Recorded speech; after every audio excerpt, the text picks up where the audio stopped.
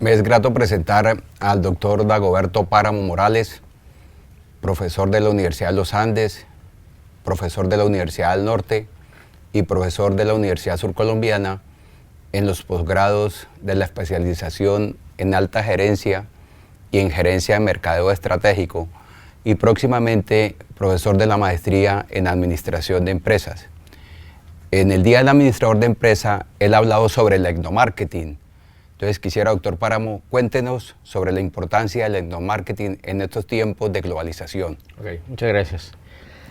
A ver, el etnomarketing es una propuesta que hemos venido haciendo desde hace más de 15, casi 16 años, en el cual lo que pretendemos hacer es simplemente incorporar el concepto de cultura al marketing. Si bien es cierto, la cultura es un elemento que mucha gente piensa que es importante, en el caso de nuestra propuesta, lo que queremos hacer es que la cultura sea la base de todos los procesos que se suceden hacia el exterior de la empresa como hacia el interior.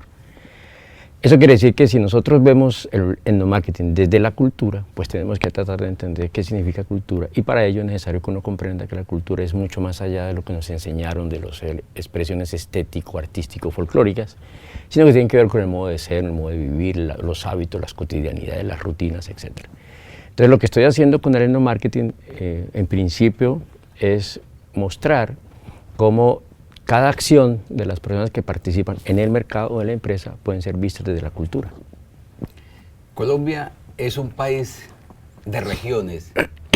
¿Cómo influye la cultura en las decisiones de las estrategias de marketing y cómo las empresas pueden utilizar eso para lograr mayor posicionamiento? A ver, la primera cosa es que evidentemente Colombia es un país de regiones. De hecho, más allá de la clásica división política que se ha hecho a las regiones en Colombia, Colombia es un país vertical, es un país que se mueve entre el mundo andino y caribe.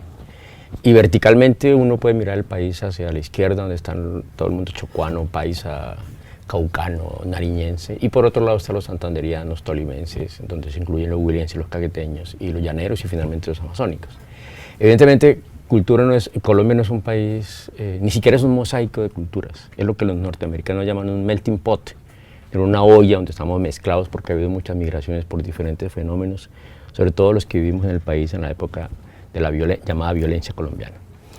Entonces, si entendemos eso, nos permite entender que desarrollar una estrategia de marketing en la costa caribe, particularmente, por ejemplo, en La Guajira, no es lo mismo que desarrollarla en Pasto, porque en Nariño hay una influencia mucho más ecuatoriana, mucho más andina, en la visión clásica del folclore andino, y en la costa hay una cosmovisión completamente distinta. Entonces, si uno logra entender esas diferencias culturales, deberá entender que las estrategias que desarrolla en un lado o en otro tienen que cambiar. Sobre todo porque, si bien es cierto, compartimos valores, creencias, hábitos, costumbres, hay unas expresiones de la cultura de cada región que hacen que las estrategias de mercadeo sean completamente distintas. Los simbolismos de consumo que hay detrás, que están asociados a esas culturas, por supuesto nos permiten entender por qué una región se puede posicionar de mejor manera un producto que en otra. Digamos, por ejemplo, en el Cauca se consumen unas empanaditas de pipián, que es una papa especial que producen ahí. Si tú vas a vender eso en la costa colombiana, vas a tener que hacer unas estrategias distintas basadas esas estrategias en la visión cultural que se tenga de ese tipo de productos en la costa colombiana. Entonces, si la cultura es eso, es la expresión de un pueblo, de una región, de una zona, de un grupo humano, por supuesto que es inaudito pensar que uno puede hacer una estrategia de mercadeo sin entender los valores, las creencias, las costumbres, el mundo subyacente que está en esa dinámica cultural que la vida diaria nos impone como parte de esta sociedad. ¿Qué diferencia hay, como, digamos, en la concepción de las 4P y la concepción cultural en el diseño de estrategia? Bueno, la primera cosa es que las 4 P llamadas producto, precio, promoción y plaza, que esa ha sido la tradicional y clásica forma de ver el marketing, ideada en 1960, producto de un trabajo que hicieron en Estados Unidos, ha venido perdiendo peso precisamente por estos aspectos culturales. Digamos que las 4 Ps, que intentaron verlas siempre de manera igual todas las 4, la primera cosa que sucedió con esto es que descubrieron que las 4 Ps no todas tienen la misma importancia. En algunas ocasiones, digamos, teóricamente hablando, el producto es el centro, porque el producto es el que se vende, el producto es el que se promociona, el producto es el que se distribuye, el producto es el que le pone precio.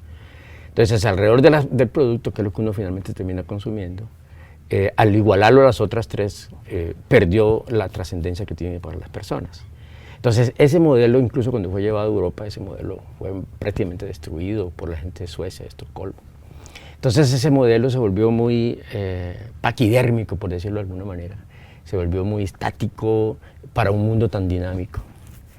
Y en ese sentido, el etnomarketing se ubica en otro espacio, porque recordemos que en 1990 hubo la apertura económica, y esa apertura económica hizo que a este país llegaran muchas influencias de todas naturalezas. Acordémonos que se abrieron las fronteras, acordémonos que pasaron ese tipo de cosas. Entonces el etnomarketing lo que dice, bueno, ok, aquí hay unos consumos asociados a la cultura, aquí hay unos comportamientos de las empresas asociados a la cultura. Entonces lo que hace el etnomarketing es plantear toda su estructura a partir de las tres funciones básicas del marketing, que es la comprensión de consumidores, que es la conquista de compradores y que es la conservación de clientes. Todos ellos con una serie de actividades que están enmarcadas en un elemento que he llamado la matriz estratégica del etnomarketing. Todas esas 15 actividades, porque hay 5 en cada una de las funciones, se logra incorporar el concepto de la cultura, y en ese sentido el etnomarketing va muchísimo más allá de las 4 Ps, porque las 4 Ps son un programa, mientras que el etnomarketing ve la cosa de manera mucho más integral. Hablando sobre las tiendas, sobre las tiendas de barrio, explique desde el etnomarketing por qué las tiendas de barrios no fracasaron frente a la llegada de las grandes cadenas en Colombia, contrariamente a lo que sucedió en Europa o contrariamente a lo que sucedió en Estados Unidos. Pues mira, hay un elemento clave en el tema de las tiendas que están adheridas a nuestra historia cultural. Desde la llegada de los españoles y desde la imbricación de las culturas, producto de todo este proceso de aperturas y digamos de invasiones culturales como la que nos pasó en el siglo XIV, siglo XV, siglo XVI, los españoles nos trajeron a la tienda y los colombianos la adoptamos, nos quedamos con ella y la hemos venido defendiendo durante siglos. Nosotros hemos hecho una investigación sobre la historia de la tienda en Barranquilla particularmente, y hemos descubierto, primero hicimos una revisión del año 1870-1945, acabamos de terminar el capítulo de 1946-1990, estamos empezando a escribir el 91 para acá, y hemos descubierto que la tienda de barrio, históricamente hablando, es una institución social por una razón muy sencilla.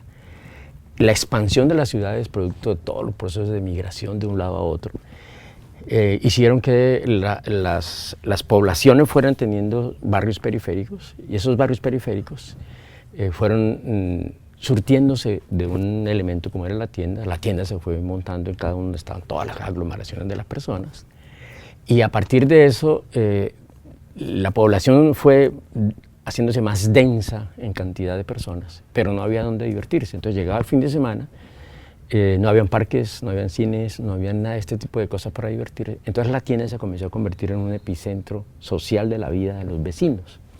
Al convertirse en un epicentro de la vida social de los vecinos, entonces se volvió un elemento parte de nuestra historia, nuestra cultura. Al tal punto que la tienda de barrio hoy ni siquiera es no es una cadena, una parte de la cadena solamente, sino que es una institución social. Y como institución social se autorreproduce, porque en los estratos bajos, estrato 1, 2 y 3, que es el 89% de la población colombiana, la tienda de barrio está inmersa en los tejidos sociales, y al estar inmersa en los tejidos sociales, pues es difícil que sin cambiar ese tejido social, la tienda se desaparezca. Pero lo más interesante es que a pesar de la llegada de los grandes superficies en la década del 90, a principios del 90, 94, 95, empezó un ataque frontal a las tiendas, pero ese ataque viene de mucho más atrás, del año 1954, cuando llegó Sears a Colombia. Los columnistas, los escritores decían que la tienda se iba a desaparecer porque no había otra alternativa. Incluso Sears daba créditos, incluso un crédito revolvente, la gente iba, el crédito era como de 100 pesos de la época, entonces le prestaban, le daban el crédito, pagaba 20 y entonces iba para que devolvieran otra vez el crédito en 20, etcétera, etcétera, etcétera. esa situación vivida por la tienda en la década del 50 del siglo pasado, con un ataque frontal, se hizo mucho más fuerte incluso a partir de las políticas gubernamentales. El gobierno nacional de la década 70-80 empieza a atacar a la tienda y dice frontalmente que hay que acabar a las tiendas porque las tiendas son un punto de distribución donde los productos son más caros para la gente. Entonces la tienda recibe dos cosas. Por un lado, el ataque del gobierno, por otro lado, el ataque de las grandes empresas que quieren acabarla, y por otro lado, ellas como defendiéndose se organizan. Entonces aparecen organizaciones nacionales que empiezan a defenderse, empiezan a agremiarse, hasta que llega el punto en que la tienda hoy, por más que le han hecho todos los presagios más negros, la tienda sigue viviendo porque la tienda es parte del tejido social.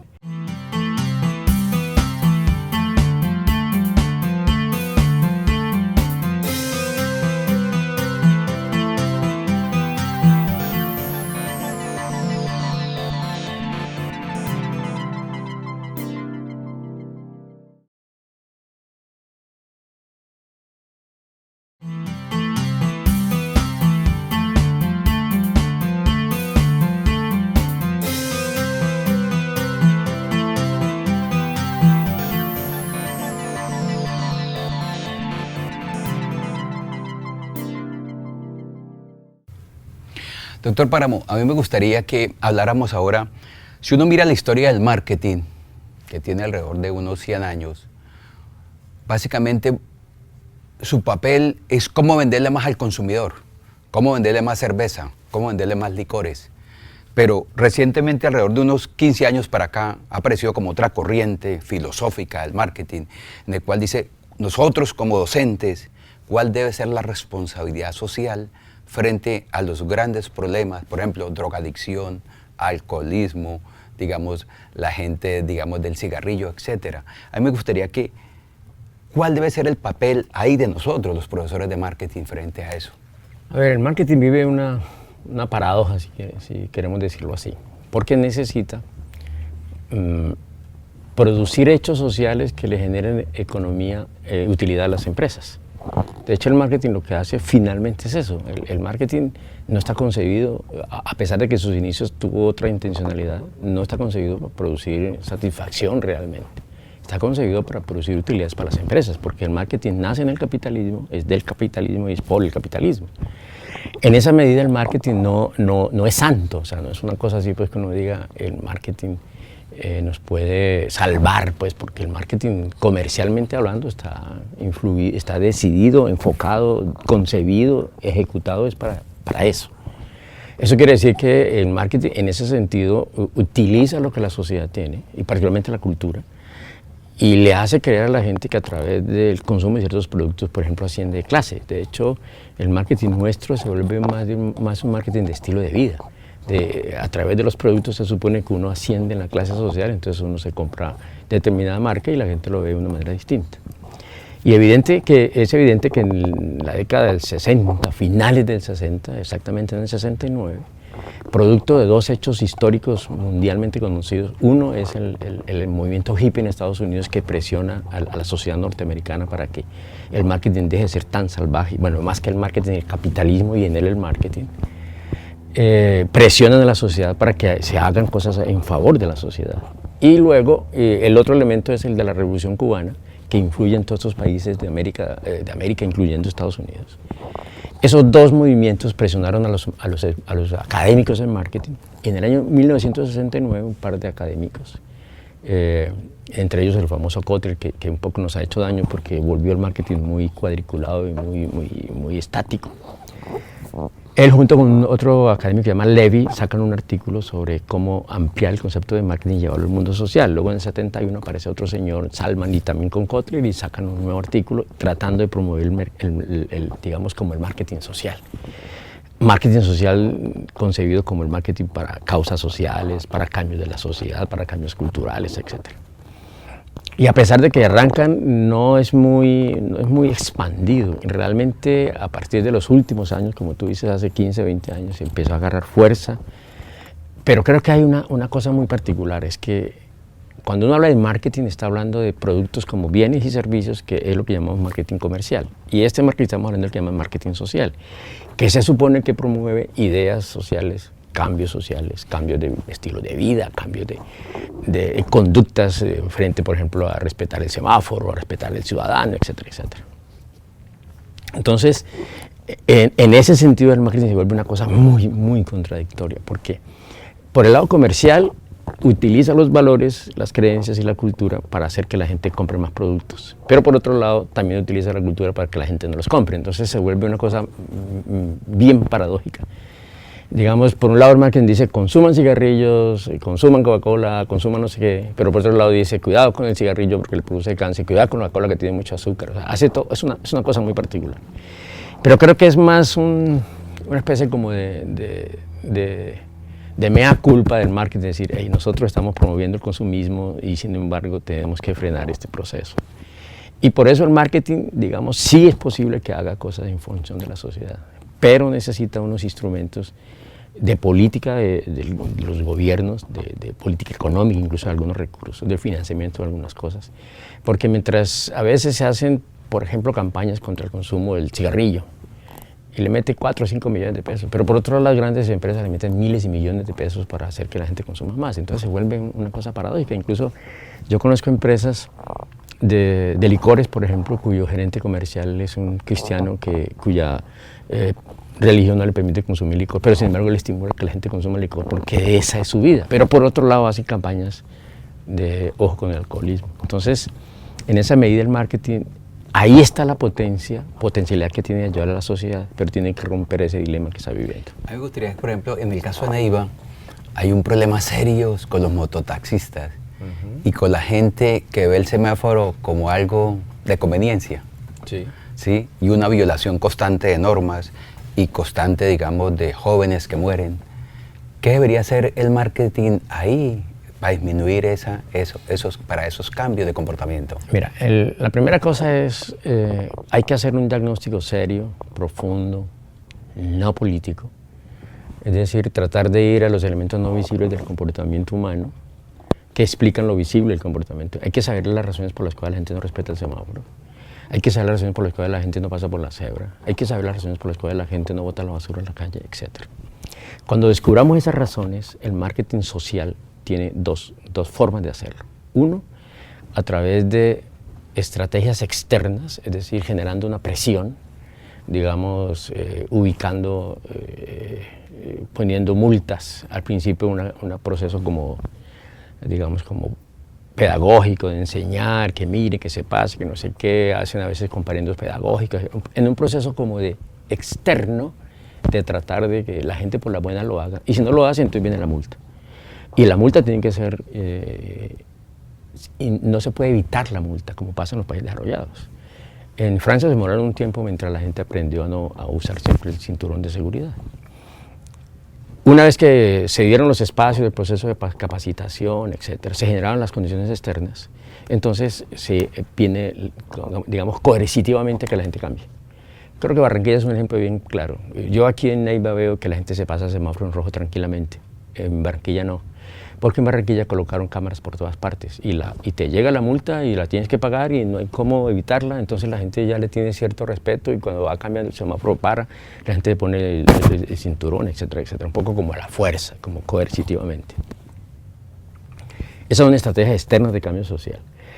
Esas exigen una cosa que a veces no hacen nuestra gente, por ejemplo, a veces le dicen a uno, bueno, no boten la basura a la calle, pero en la calle no hay dónde botar la basura, entonces uno se come un mango en la calle y ¿qué hace con la pepa? La tira, se la echa al bolsillo o con la cáscara de un banano. No se generan las condiciones de infraestructura para que la gente pase por la cebra, para que la gente tire la basura donde debe ser, etc. Entonces, digamos que esas son como estrategias externas. Pero hay unas estrategias internas que van dirigidas al yo, a la persona, al individuo, al amor por su ciudad, a su responsabilidad social como ciudadano, como padre, como no sé qué. Se ha demostrado que esa segunda estrategia son mucho más eficientes, pero son mucho más lentas. Y en ese sentido, casi siempre fracasan porque quienes promueven estos cambios generalmente son los políticos, los alcaldes, los gobernadores, quieren hacer los cambios ya. En México hay una ciudad donde se llama Jalapa, en Veracruz, donde en cada esquina hay un aviso que dice uno por uno. Entonces, eso significa que yo llego a esta calle, paso yo, luego pasa el que viene, pasa el otro de atrás, pasa el otro de atrás, uno por uno van pasando. Me contaba un señor allá que se demoraron 5 años, casi 6 años para que la gente adoptara eso por amor a la ciudad no tiene semáforos realmente.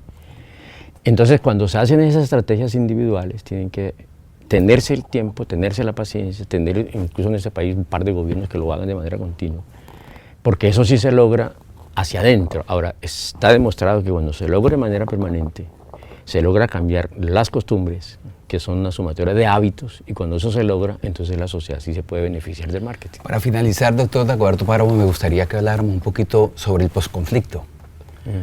Nosotros los profesores, ¿qué podemos hacer para promover y ayudar al posconflicto, que es una realidad en Colombia y que va a venir? ¿Qué podemos hacer? Bueno, la primera cosa es que creo que no deberíamos llamarle posconflicto, sino posfirme de acuerdos, porque creo que el conflicto, después de que se firmen los acuerdos, sigue, es decir, sigue las diferencias sociales, de clase, económicas, políticas, sociales, etc.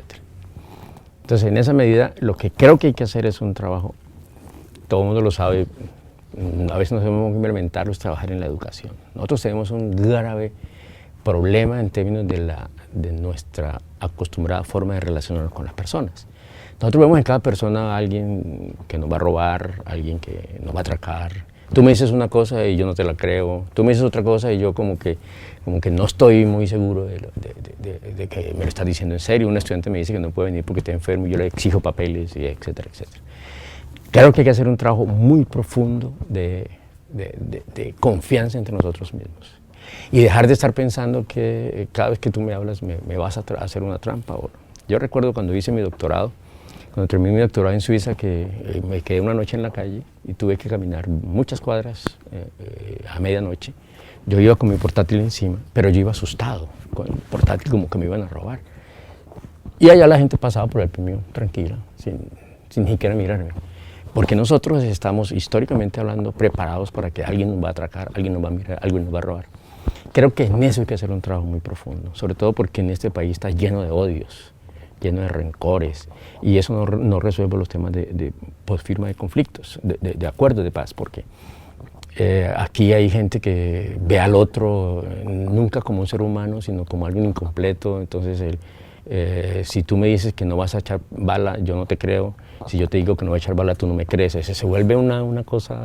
Creo que ahí el marketing puede hacer un trabajo educativo. Pero creo que eso le corresponde a la educación, desde bien abajo. Tú sabes que la educación nuestra está alrededor del saber hacer, del saber conocer, pero poco del saber ser, del saber convivir. Si nosotros trabajamos en el saber ser, el saber convivir, vamos a ser capaces de respetar al otro. El día que podamos aplicar esa famosa frase de Benito Juárez, que dice: entre los individuos y entre las naciones, el respeto al derecho ajeno es la paz, ese día vamos a poder vivir tranquilos. Muchas gracias, doctor Páramo.